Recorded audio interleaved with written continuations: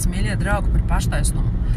Nav slikti, kad mums ir kaut kādi, es nezinu, labi radu raksti, vai ka mēs esam no ticīgas ģimenes, piemēram, jā, vai kad mēs esam ļoti paklausīgi Dieva prasībām un tā tālāk.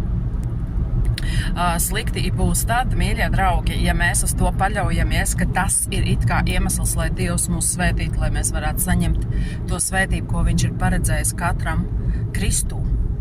Tātad tā ir milzīga atšķirība. Tā ir tieši tā rakstvieta, kur apostols Pāvils runā par šo te, ko viņš uzskaita, tātad tās lietas, ja, tātad 8. dienā apgraizīts, rakstos mācīts, ja, no bērnības, no bērnu kājas, ja, farizējs no farizējiem un tā tālāk.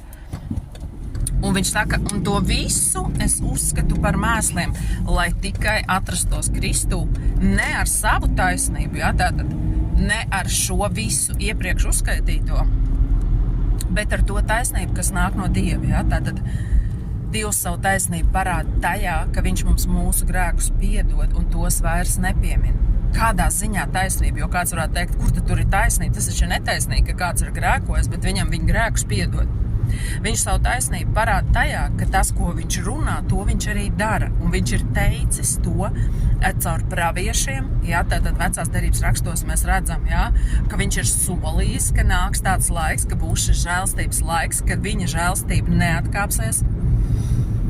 Un kad tiks sūtīts Mesija, glābējs visām tautām. Tātad viņš ir savu taisnību, jā, tātad taisnība parādās tajā, ka mēs darām to, ko mēs sakam, mīļie draugi. Un ka viņš to tātad ir piepildījis, jā. Protams, šeit neiedomāsimies, ja, ka kāds saka, es tev nostīšu un es esmu taisns, tāpēc, ka es to arī izdarīju, ja, tātad mums ir veselais saprāts, ja. Dievs arī nesolīja kaut kādas tur, es nezinu ko, ja, viņš solīja pestīšanu, viņš solīja glābšanu, ja.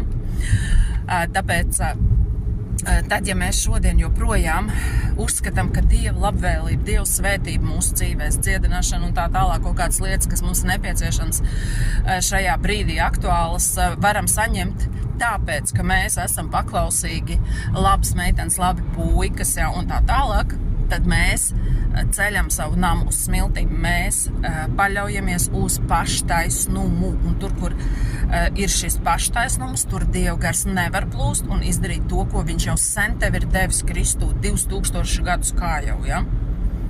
Un tas ir priekš Dieva, mīļie, tas ir briesmīgi noskatīties, kā viņa bērni mokās